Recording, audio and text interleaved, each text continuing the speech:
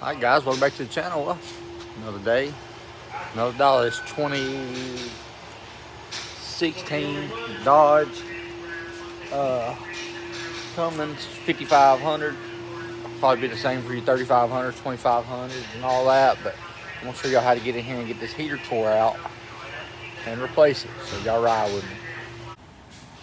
Start by popping them covers off so you get to your bolts up in here. Oh yeah. In here, take the two screws loose here and the one right there on that corner, right there. And that way we start pulling this cover off. We're gonna push down on this little tab right there and that's gonna unlock it.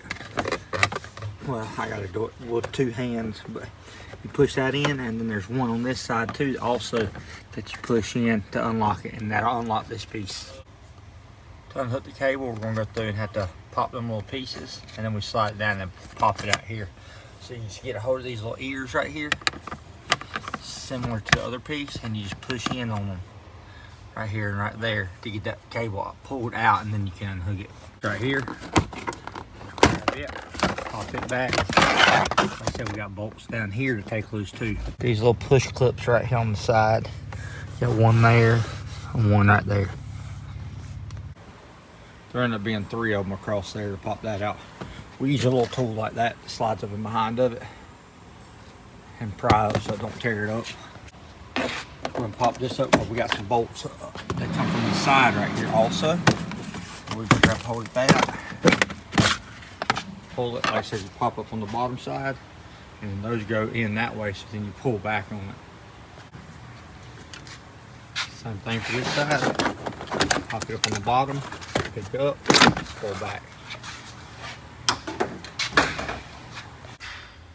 Take your 10mm, hit that bolt,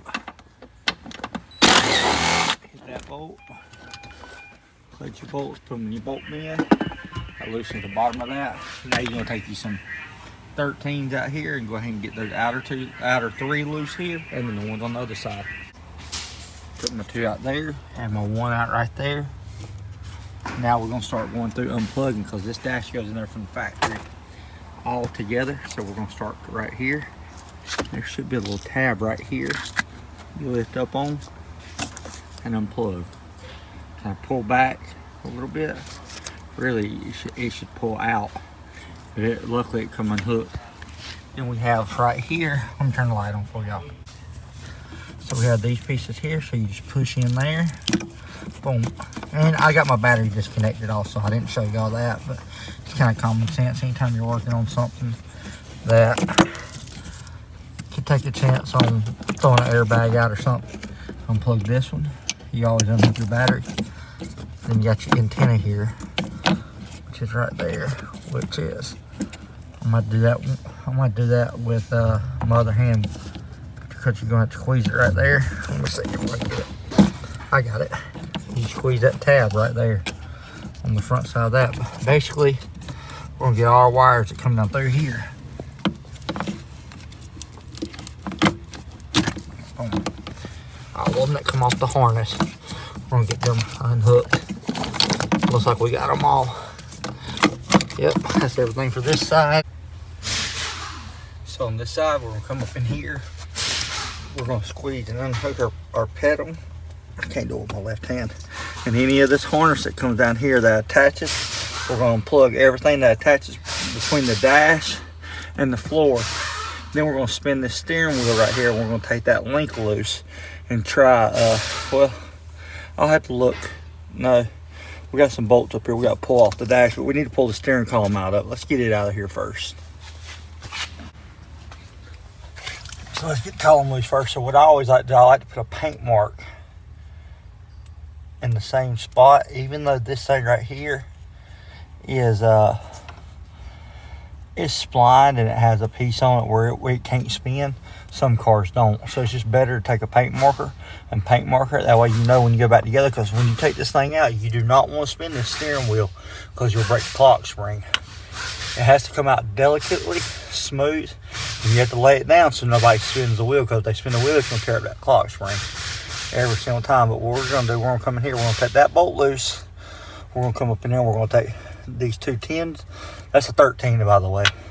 2 10s there, and these right here, which look like 13s also. And we're gonna unplug the wire, and we're gonna push the edge of these ears to unlock this piece and pop it off the shifter up in here. That's a specialty bolt, so I always like to put a little dot on there too, let me know, because they got different shanks and stuff like that on it. There won't be another bolt in this whole entire truck that's on the steering, that's not on the steering shaft, that's like this. I mean, you can get them with the same threads, but it won't have the shank and stuff, the seat right. This is made just for that steering link. Put it in the box, that way you know. All right, let's get back down here. Let's get done hooking this shifter. So on the shifter here, sorry if the camera is jerky a little bit. It's hard to do this and show y'all, but we're gonna push in these ears right here, slide it down, and then we'll pop it off the shifter. This piece right here, the way you're gonna get it loose, you stick a screwdriver up on the back side and just pop it off. Then your shifter will slide out. That just took care of that. We're gonna have to unhook this little switch here, this little switch right here. While we at it, we're gonna have to go through and unhook it. Sorry about the camera. Like I said, this stuff's hard to record.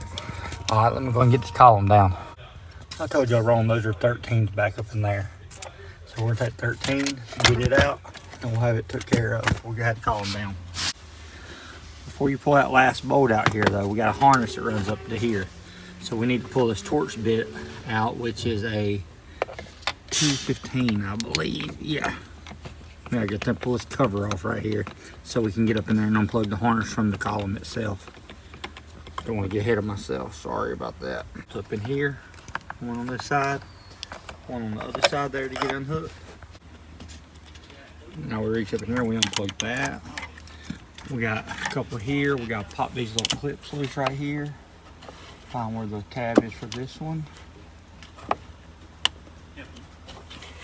Find where the little clip is for this one. I gotta find the other one, get my arm over there. Get this underneath here, there's some clips here. Clip there, and then we got one on the other side over here. I'll pull the tabs out right here, on there. Start getting the harness loose.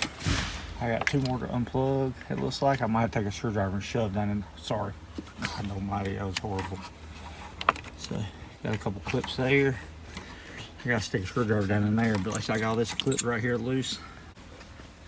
Now I got the harness all unplugged. We can hit this last bolt and start pulling this column down out of here.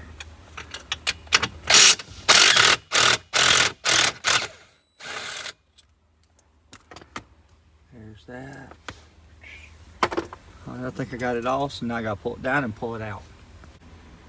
It's very critical that when you pull this thing down and pull it out, you have to keep this as one piece, because if that spins over 1 revolution, it's going to kill that clock spring. So you got to keep it just in this motion here. Set it down somewhere where nobody will mess with it. Because when it goes back in, it has to go back in the same exact way. Now we looking good. We got this unplugged. Now we can come up in here and unplug this stuff. Boom, there. We can start getting up in here and getting all our stuff unplugged. Let's see, this harness. I think this harness right here is going to stay in the truck. I don't think it has no quick connect for it. This part, at least, don't look like it. We got our ground wire right here. We got 2 different harnesses here. So this harness here is the dash harness. We got squeeze, unplug that. Then we got one more down here on the bottom. We gotta push and get unhooked. I'll do it with 2 hands. We get that one unhooked, and then this one here, we gotta go through and unhook. Goes up into the dash, because they don't have a quick connect or nothing like that on it. Unplug that one. Now, like I said, I got all this unhooked down in here. We got to unhook this connector right here, as you can tell, right up inside there. Unplug that and let it lay down on the floor, and that'll get everything from our dash unhooked from our chassis. Got some 10s right here to take loose. That'll take our dash away from our firewall, because these hold it right here. Get on that.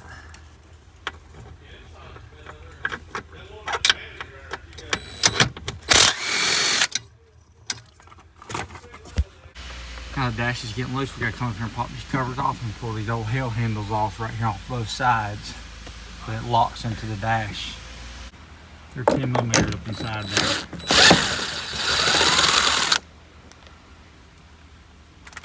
Loose. That one loose. That allows you to pull it down out of the way. See how I was telling you it locks in. So now let's go to the other side and do it same way. So let's get this same way. Don't lose the bolt. There we go. So yeah, so the bolt's up behind here. There's a bolt right there. And there's a bolt over here on this side. I take a little pick right here. So I got this connector here. We gotta go through and unplug it. This thing will only come back so far because there's wires that go under the carpet and you gotta pull the carpet out to get a hold of them. But we can work with this. Once we unplug this, we can slide it back enough to get in there to get that heater pulled. We're gonna start pulling the heater box stuff. I also use some more room, unhook the brake. The emergency brake release right here. Just a little clip, pop it. They give you some more room with this thing. There's another 10. I'm gonna start taking it loose and see if we can get this thing loosened up around it. Got a 10 down on the floor right there in front of us. Right here. Just gonna get it out of the way. I'm gonna go ahead and pull the battery up out of it so that way I can unhook the heater hoses. Back up in there, I'm gonna go ahead and pull this coolant tank out of it so I can get to it.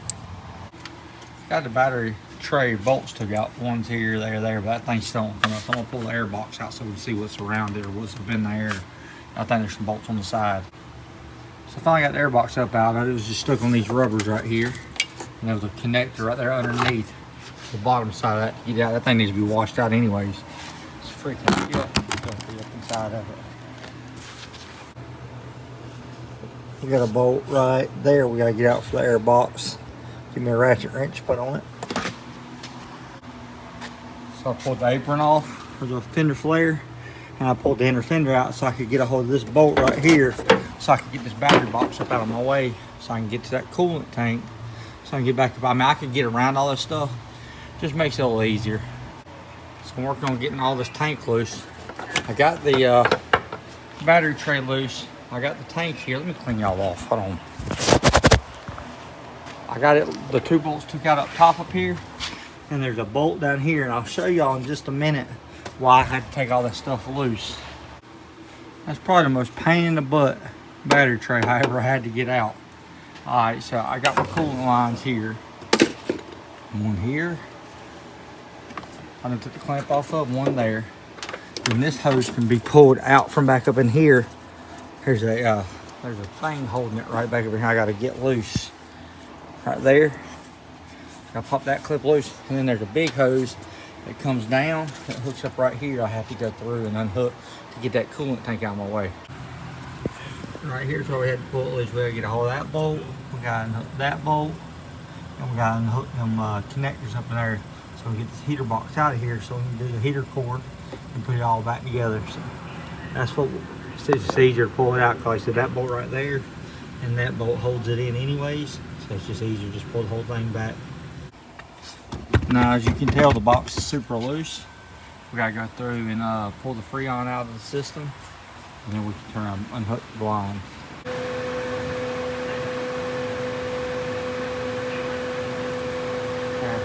minutes and 36 seconds left. Alright, I put the lines loose. The heater hose is loose right here and right there. So I'm gonna try to slide it out because that's such a pain in the butt. But I think the hole's big enough. Sorry, I think the hole's big enough out there. I can slide the box out without having to take them loose from here. Swap them over.